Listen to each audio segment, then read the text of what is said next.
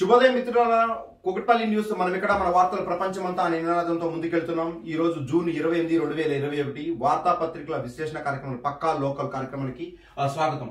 ప్రధానంగా నమస్తే తెలంగాణ, ఆంధ్రప్రభ, ఈనాడు, సాక్షి పత్రికలు మనకు అందుబాటులో ఉన్నాయి. వాటిలో ఉన్న ప్రధాన వార్తలతో పాటు వాటికి సంబంధించిన విశ్లేషణ కూడా చూద్దాం. నమస్తే తెలంగాణ చూద్దాం. ఉపాధ్యాయులకు కరోనా టీకాలు అంటూ పతాక శీర్షికలో ఒక వార్త వచ్చింది. ఆదర్శవంతంగా తీర్చిదిద్దుతా అంటూ మందారి శ్రీనివాసరావుకు సంబంధించిన వార్త ఒకటి, నూతన కమిటీకి అభినందనలు తెలిపిన విషయం ఒకటి, ఉచితంగా ఆన్లైన్ లో స్పోకెన్ ఇంగ్లీష్ అంటూ ఒక వార్త వచ్చింది. కుకట్పల్లిలో అంటూ కార్పొరేటర్లు కలిసిన కమ్యూనిటీ ఆర్గనైజర్స్ అంటూ ఒక వార్త, కుకట్పల్లి డివిజన్ సంబంధించిన వార్త, నేడు కరెంటు ఉన్న ప్రాంతాలు అంటూ వార్తలు వచ్చాయి. ఉపాధ్యాయులకు కరోనా టీకాలు అంటూ వచ్చాయి. అయితే ఈ విషయానికి సంబంధించి మనం ఒక 2 లైన్లు చదివిన తర్వాత వార్త విశ్లేషణ చేద్దాం. జూన్ 1 నుంచి పాఠశాలలు ప్రారంభం కానున్న నేపథ్యంలో ప్రైవేటు ప్రభుత్వ పాఠశాలలో పనిచేస్తున్న ఉపాధ్యాయులకు సిబ్బందికి ఉచితంగా టీకాలు వేస్తున్నారు. రైట్, ఇక్కడ చూడండి ఒకసారి వార్తల ప్రాధాన్యతతో పాటు మనం వార్తల గురించి కూడా చర్చిద్దాం. ఎట్లా అంటే ఇప్పుడు ఉపాధ్యాయులు స్కూళ్ళు ఏదైతే స్కూళ్ళు ప్రారంభమవుతున్నాయో జూలై 1 నుంచి, దానికి ఉద్దేశించి ఉపాధ్యాయులకు టీకాలు వేయడం ఒక మంచి శుభసూచకం. కాకపోతే మనం దీంట్లో ఇంకా చర్చించాల్సిన విషయం ఏంటంటే ఆ స్కూళ్ళు ఓపెన్ అవుతాయా, ఓపెన్ కావా, ఆన్లైన్ క్లాసులకి ఎక్కువ తల్లిదండ్రులు ప్రిఫరెన్స్ ఇస్తున్నట్టుగా కనిపిస్తుంది. ఆ స్కూళ్ళు మేనేజ్మెంట్స్ చేసే ఏదైతే ఫీజులో వైఖరికి నిరసనగా తల్లిదండ్రులు కూడా ఆసక్తి చూపించట్లేదు. ఆ థర్డ్ వేవ్ ఉంటుందని కూడా విశ్లేషకులు చెప్తుండడంతో కొంచెం సందిగ్ధంలో ఉన్నారు. అదేవిధంగా ప్రభుత్వం పూర్తి స్పష్టత ఇవ్వాల్సిన అవసరం ఉంది, భరోసా ఇవ్వాల్సిన అవసరం ఉంది. ఆన్లైన్ క్లాసులతో సరిపుచ్చుకునే విధానానికి ప్రస్తుతం తల్లిదండ్రులు అలవాటు పడ్డారు. ఎందుకనంటే 2 ప్రాబ్లమ్స్ ఉన్నాయి దీంట్లో. ఏంటి అంటే థర్డ్ వేవ్ వస్తే పిల్లలతో పరిస్థితి కంట్రోల్ చేయలేము, ఇళ్లలోనే పిల్లలు కంట్రోల్ చేయలేకపోతున్నాం, స్కూల్లో 10 చోట్ల నుంచి పిల్లలు వస్తూ ఉంటారు అనే ఇబ్బంది కార్యక్రమాలు కూడా ఉంటాయి కాబట్టి దాన్ని దృష్టిలో ఉంచుకుంటున్నారు. అయితే ఒకసారి నమస్తే తెలంగాణలో చూస్తే దాదాపుగా ఇతర నియోజకవర్గాల వార్తలు వచ్చే పరిస్థితి ఏర్పడింది. తప్పకుండా వార్తల నైపుణ్యంతో పాటు ప్రజా సమస్యలకు సంబంధించిన వార్తలు కానీ ఇతర వార్తలు కానీ ఇచ్చే ప్రయత్నం చేయాలని చెప్పేసి మనం ఈ వేదికగా కోరుకుందాం. నెక్స్ట్ ఇక్కడ చూడండి, ఆంధ్రప్రభ తెలుగు దినపత్రిక.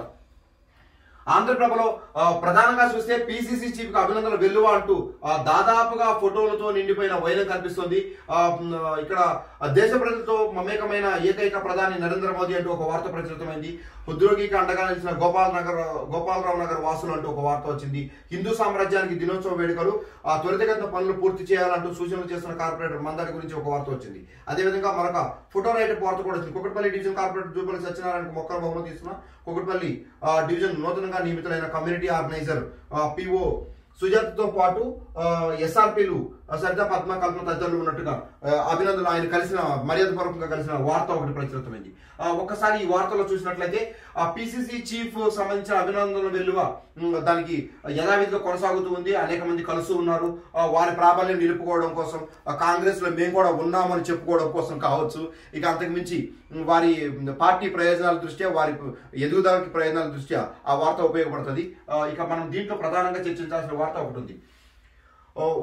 హృద్రోగికి అండగా నిలిచిన గోపాలరావు నగర్ వాసులు అంటూ వార్త వచ్చింది. ఈ వార్తను పూర్తిగా చూద్దాం. గుండె వ్యాధి చికిత్స కోసం మల్లికార్జున రెడ్డి తన సర్వస్వాన్ని కోల్పోయి ఆపన్న హస్తాల సహాయంతో తన కుటుంబాన్ని వెళ్లదీస్తున్న క్రమంలో గోపాలరావు నగర్ వాసులు సునీల్ రెడ్డి, సాయి, దిలీప్ రెడ్డి సౌహృదయంతో మల్లికార్జున రెడ్డి కుటుంబాన్ని కలిసి 3 నెలలకు సరిపడా ఇంటి సామాగ్రిని సమకూర్చి 21,000 నగదును అందించారు. తెలంగాణ ప్రభుత్వం ఆర్థిక సాయంతో చేస్తుందనే ఆశతో మల్లికార్జున రెడ్డి కుటుంబం సభ్యులు ఎదురు చూస్తున్నారు అంటూ తప్పకుండా ఇది ఒక మానవతా దృక్పథంతో కూడిన వార్త. ఇది మానవతా దృక్పథంతో ఎవరైతే పొరుగు వారికి సహాయం చేస్తారో నిజంగా వారు అభినందనీయులు అని చెప్పుకోవచ్చు. ఒక మనిషి ఆపదలో ఉన్నప్పుడు తమ వంతు సాయంగా, అంటే మాట సాయం చేయొచ్చు, రకరకాల సహాయం చేయొచ్చు, కానీ ఒక మనిషికి హెల్పింగ్ నేచర్ తో ముందుకెళ్లే వ్యక్తులను మనం తప్పకుండా అభినందించాలి. గోపాలరావు నగర్ వాసులు అభినందనీయులు. ఒక మనిషి ఆపదలో ఉన్నప్పుడు వారు వెళ్లి ఆదుకోవడం ఒక మంచి పరిణామం. వారు తప్పకుండా ఏదైతే ఇబ్బంది ఉందో ఆ ఇబ్బంది నుంచి బయటపడాలని మనం కూడా కోరుకుందాం. అదేవిధంగా ప్రభుత్వ సహాయం కోసం ఎదురు చూస్తున్నారు అన్నారు. స్థానిక కార్పొరేటర్ కానీ లేదా నియోజకవర్గ ఎమ్మెల్యే కానీ వారిని దృష్టిలో పెట్టుకొని వారికి కూడా హెల్ప్ తొందరగా ప్రభుత్వం తరపు నుంచి కూడా కొంత ప్రోత్సాహం లభించే విధంగా చూడాలని ఆశిద్దాం. రైట్, ఇక్కడ కుకట్పల్లి ఈనాడు చూద్దాం. ఈనాడులో వచ్చిన వార్తలతో పాటు విశ్లేషణ కూడా చూద్దాం. ఒకసారి చూడండి, ఆలయం వద్ద వ్యర్థాల కుప్ప అంటూ ఒక వార్త వచ్చింది. కాలిబాటలపై ఇంకెన్నాళ్ళు ఈ కహానీలు అంటూ కేపీహెచ్పీ నడిచే వీలు లేక అవస్థలు అంటూ జాతీయ రహదారిపై ఇలా కేపీహెచ్పీ మియాపూర్ లింక్ మార్గంలో ఇలా ఉంది. చిరు వ్యాపారంలో అడ్డాగా మారిన వైనం అంటూ ఒక మంజీరా మెజెస్టిక్ ముందు బాటపై సామాగ్రి అంటూ ఒక ఫోటో, వ్యర్థాల డంపింగ్. మొత్తం టోటల్ గా చూస్తే ఫుట్పాత్ అంటే ఫుట్పాత్ పాదచారులకు ఇబ్బందికర పరిస్థితులు ఏర్పడేవనింది. ఆ ఫుట్పాత్ ఉంటుంది కానీ అక్కడ ఉన్న కమర్షియల్ బిల్డింగ్ వారు మాత్రమే ఉపయోగించుకునే విధానాన్ని వారు చేస్తూ ఉంటారు. కాబట్టి ఈ వ్యవస్థకు స్వస్తి పలికి GHMC తప్పకుండా వీటి మీద చర్యలు తీసుకొని కొంచెం ఇబ్బందికర పరిస్థితుల నుంచి బయట వేసే ప్రయత్నం చేయాలి. ఇక ప్రధాన వార్తలు చూసినట్లయితే 4 కిట్ల పంపిణీ, 4150 మందికి టీకాలు, ఉపాధ్యాయులకు వ్యాక్సిన్, దీనికి సంబంధించిన వార్త ఉంది. ఉచితానికి కోత, బిల్లుల మోత అంటూ సిబ్బంది నిర్లక్ష్యంతో జనం గగ్గోలు అంటూ ఒక వార్త, ప్రధాన వార్త ఒకటి ఇక్కడ ప్రచురితం చేశారు. అదేవిధంగా ఇక్కడ ఇంకొకటి ఉంది, రేవంత్ రెడ్డి కలిసిన కాంగ్రెస్ నేతలు అంటూ ఒకటి ఉంది. వ్యర్థాల తొలగింపు సంబంధించి ఒక వార్త ఉంది. పట్టు తప్పిందా ప్రమాదకరమే అంటూ ఏదైతే సిసి రోడ్ లో పక్కన మనం ఉండే విషయాన్ని మనం గతంలో కూడా ఒకసారి చర్చించుకున్నాం. అదే వ్యవస్థను మళ్ళీ కుకట్పల్లిలో ఉన్న వైనాన్ని చూపించారు. గంజాయి స్వాధీనం అంటూ బాలానగర్ లిమిట్స్ లో ఉన్న ఒక వార్తను కూడా దీంట్లో ప్రచురితం చేశారు. రైట్, ఇక్కడ చూద్దాం. ఇక్కడ రేవంత్ రెడ్డి కలిసిన కాంగ్రెస్ నేతలు, ఈ కాంగ్రెస్ నేతల విషయాన్ని మీకు ఇందాక చెప్పాను. మళ్ళీ ఒకసారి చూద్దాం అసలు వీళ్ళు ప్రధానంగా ఎవరెవరు కలుస్తారు, ఏం చేస్తారు చూద్దాం. TPCC అధ్యక్షుడిగా నియమితుడైన ఎంపీ రేవంత్ రెడ్డిని ఆదివారం కుకట్పల్లి నియోజకవర్గ కాంగ్రెస్ పార్టీ నేతలు కలిశారు. మాజీ కార్పొరేటర్ గొట్టిముక్కల వెంగళరావు ఆధ్వర్యంలో ఆయన నివాసం వద్ద కలిసి పుష్పగుచ్చం శాల్వాతో సన్మానించారు. కాంగ్రెస్ పార్టీ బి బ్లాక్ అధ్యక్షుడు రాఘవేంద్ర, BCCL కుకట్పల్లి చైర్మన్ సంతోష్, విశ్వ తేజేశ్వరరావు తదితరులు రేవంత్ కలిసి వెళ్ళారు. చూసారా, ఈ వార్తలో ఒక నిజాన్ని మనం గ్రహించాలి.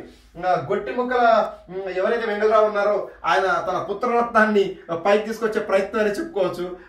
విశ్వ తేజేశ్వరరావుని ప్రమోట్ చేసే విధానంలో పనిలో పడ్డట్టున్నారు గొట్టిముక్కల వెంగళరావు. PGR టైం నుంచి ఉన్న ఒక మంచి ఫాలోయింగ్ ఉన్న నేత, కానీ తన వ్యక్తిత్వ కారణాల వల్ల కావచ్చు, తనకున్న ఇది వల్ల కావచ్చు, కానీ ప్రజల్లో అంటే పేరైతే ప్రజల్లో ఉన్నప్పటికీ కూడా రాజకీయ పరంగా ఎదుగుదల చాలా తక్కువనే చెప్పుకోవచ్చు.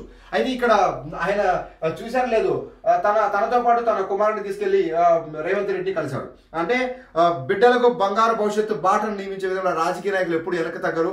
అదే విషయం మన గొట్టిముక్కల వెంగళరావు గారు కూడా చేస్తున్నారని చెప్పుకోవచ్చు.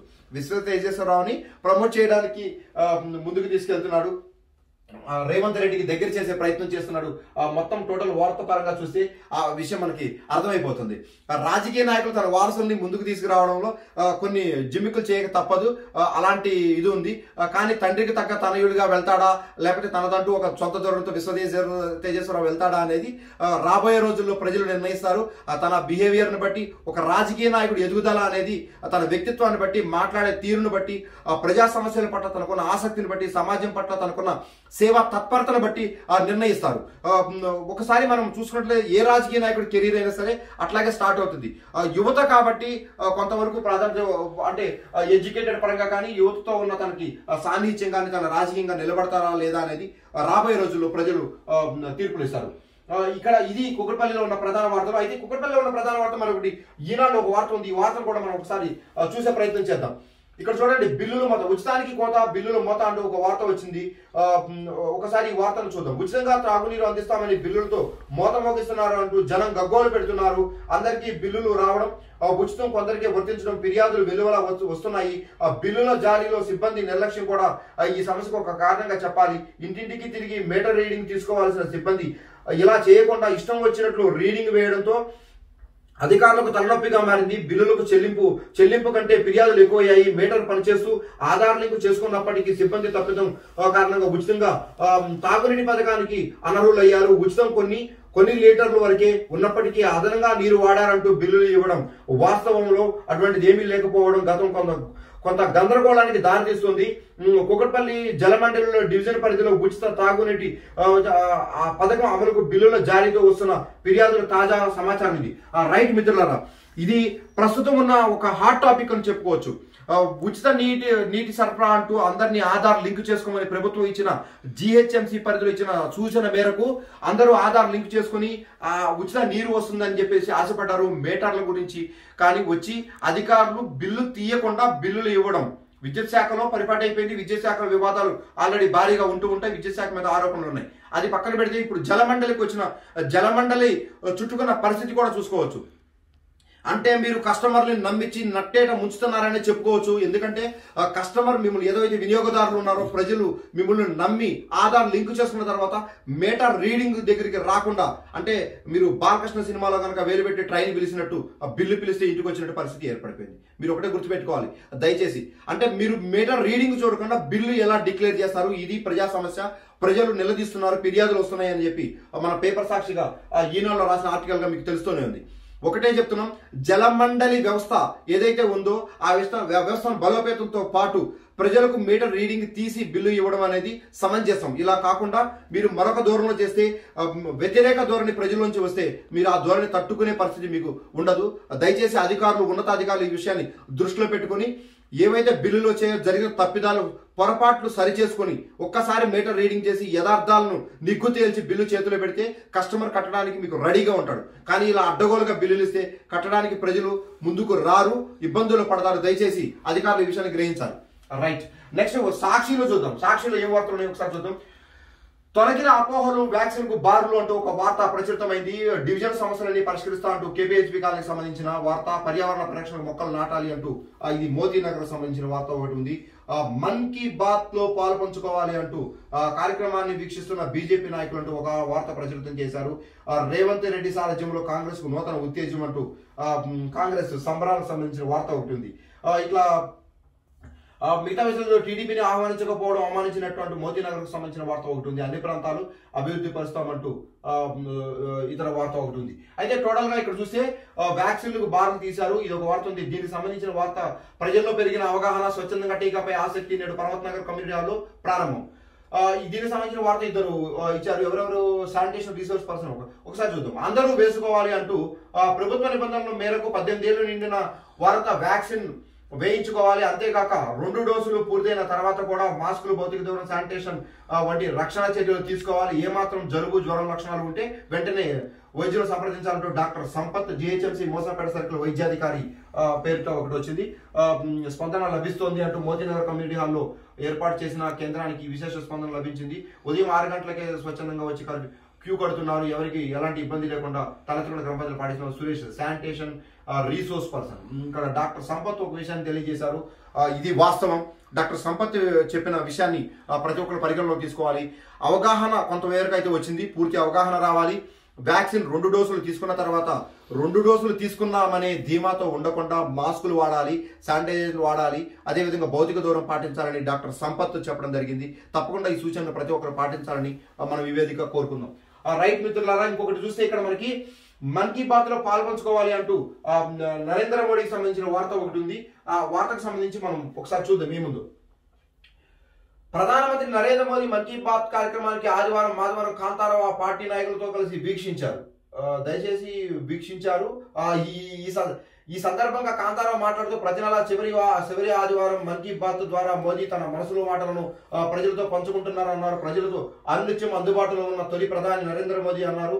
దేశ భవిష్యత్తు కోసం అందరూ టీకాలు తీసుకోవాలని తెలిపారు. ఈ విషయాన్ని కార్యకర్తలు ప్రజలందరికీ అవగాహన కల్పించాలన్నారు. ఈ కార్యక్రమం కార్యవర్గ సభ్యులు అసనపల్లి సూర్యారావు, యాంజాల పద్మయ్య, అనంత నాగరాజు, సాయి కుమార్, అనిల్, వాసు తదితరులు పాల్గొన్నట్లుగా చెప్పారు. మన్ కీ బాత్ స్థానిక నాయకులకు, మేము బీజేపీ నాయకులకు మేము ఒకటే రిక్వెస్ట్ చేస్తున్నాం. ప్రధానమంత్రి నరేంద్ర మోదీ మన్ కీ బాత్ కార్యక్రమానికి మీరు ఆసక్తి చూపడం బాగుంది. మరి నియోజకవర్గ పరిధిలో మీరు పెట్టే మన్ కీ బాత్ కార్యక్రమం ఎప్పుడు ప్రారంభమవుతుంది? అంటే ప్రజల వాణి మీరు ఎప్పుడు వింటారు? ఆకాశవాణి నుంచి వచ్చిన వాణి మీరు వినిపిస్తున్నారు, ప్రధాని చెప్పిన వాణిని మీరు వింటున్నారు, ప్రజలకు వినిపించే ప్రయత్నం మీరు చేస్తున్నారు, వినమని కూడా చెప్తున్నారు. ఆయన చేసే అభివృద్ధి కూడా బాగుంది. మరి కుకట్పల్లిలో మన్ కీ బాత్ మీ సైడ్ నుంచి ఎప్పుడు ప్రజలకు వినిపిస్తారు? మీ వాణి ఎప్పుడు వినిపిస్తారు? మీ బాణి ఎప్పుడు వినిపిస్తారు? ప్రజా సమస్యల పట్ల ప్రజల్లో తిరగాల్సిన ఆవశ్యకత బీజేపీకి ఉంది. బీజేపీ అంచెలంచెలుగా ఎదుగుతుంది అని మీరు అనుకుంటే, ఏదైతే అనుకుంటున్నారో దాన్ని ప్రజల్లోకి ఇంకా తీసుకెళ్లాల్సిన అవసరం ఉంది. ప్రజా సమస్యల పట్ల మీరు ఎప్పుడైతే ప్రజల్లోకి వచ్చి కొంచెం ప్రజా సమస్యల పట్ల ఆసక్తి చూపుతారో తప్పకుండా మీరు ప్రజల మన్ననలు పొందుతారు. మన్ కీ బాత్ కార్యక్రమం మీరు విన్నారని చెప్తున్నారు. కంపల్సరీ కుకట్పల్లి ప్రజలు కూడా మీ మన్ కీ బాత్ కార్యక్రమం ఆవశ్యకత ఉంది. అంటే మన్ కీ బాత్ లో అక్కడ ప్రధాని పాల్గొన్నారు, ఇక్కడ మీరు ఎవరైతే సంబంధిత నాయకులు ఉంటారో వాళ్ళు పాల్గొని ప్రజల సమస్యలు తెలుసుకునే ప్రయత్నం చేసినట్లయితే ఒక మంచి నియోజకవర్గాన్ని అభివృద్ధి చేసుకునే పయనంలో మీ భాగస్వామ్యం కూడా ఉంటుందని ఈ సందర్భంగా తెలియజేస్తున్నాం. మిత్రులారా, ఇది నమస్తే తెలంగాణ, ఆంధ్రప్రభ, ఈనాడు, సాక్షిలో దాదాపుగా చెప్పుకోవాలంటే వార్తల్లో పస లేదు. మనం ఈ డైలాగ్ బాలకృష్ణ గారికి అప్పచెప్తే ఎలా తెలుసు, పస లేదు అని గట్టిగా అరుస్తారు. సో అదేవిధంగా ఇక్కడ వార్తల్లో పస లేదని చెప్పుకోవాలి. కొన్ని అభివృద్ధి కార్యక్రమాలకు సంబంధించిన వార్తలు, కొన్ని నాయకులకు సంబంధించిన వార్తలు ఎక్కువ కనిపిస్తాయి. ప్రజా సమస్యల మీద వార్తలు చాలా ఒకటి అలా కనిపించాయి. ఇప్పుడు ఇక్కడ బిల్లుల మోతానికి సంబంధించిన వార్తలతో పాటు పోల్చుకుంటే అక్కడక్కడ అరకొరకు ఒక 2 వార్తలు కనిపించాయి. నేను ఒకటే అప్పీల్ చేస్తున్నాను, కూకట్పల్లి నియోజకవర్గ రిపోర్టర్లకి, ఎవరైతే జర్నలిస్టులు ఉన్నారో వాళ్ళు ప్రజా సమస్యల మీద మీరు వార్తలు తీసుకొచ్చే ప్రయత్నం చేయండి. ప్రజా సమస్యలను ప్రభుత్వానికి ప్రజలకు వారధిగా నిలబడి మీరు తీసుకొచ్చే ప్రయత్నం చేయండి. అభినందనల వార్తలు తప్పకుండా ఎప్పుడు ఉంటే వాటి ప్రాధాన్యత తగ్గించి ప్రజా సమస్యల వార్తలకి మీరు ముందుకు రావాలని ఈ సందర్భంగా మిమ్మల్ని కోరుతున్నాను. తప్పకుండా మిత్రులారా, ప్రతి ఒక్కరు కూకట్పల్లి నియోజకవర్గ అభివృద్ధి పథంలో వెళ్ళడానికి మేమంటూ కూకట్పల్లి న్యూస్ నుంచి ఎప్పుడు సిద్ధంగా ఉంటాం. కూకట్పల్లి న్యూస్ లో ఎటువంటి ఇబ్బందులు ఉన్నా, ప్రజలకు సమస్యలు ఉన్నా 9703463399 అనే నెంబర్కి మీరు వాట్సాప్ రూపంలో పెట్టినట్లయితే ఆ సమస్య క్షేత్రస్థాయికి వచ్చి మేము పరిశీలించి దానికి సంబంధించి పరిష్కారం కోసం మేము ప్రయత్నిస్తాం. కూకట్పల్లి న్యూస్, మనం ఇక్కడ మన వార్తల ప్రపంచమంతా అనే నినాదంతో మీ ఆశీస్సులు పొందుతున్నాం. తప్పకుండా మనము మరిన్ని వార్తలు రేపు పక్కా లోకల్ వార్తాపత్రిక విశ్లేషణ కార్యక్రమంలో కలిసి చర్చించుకుందాం. Thank you.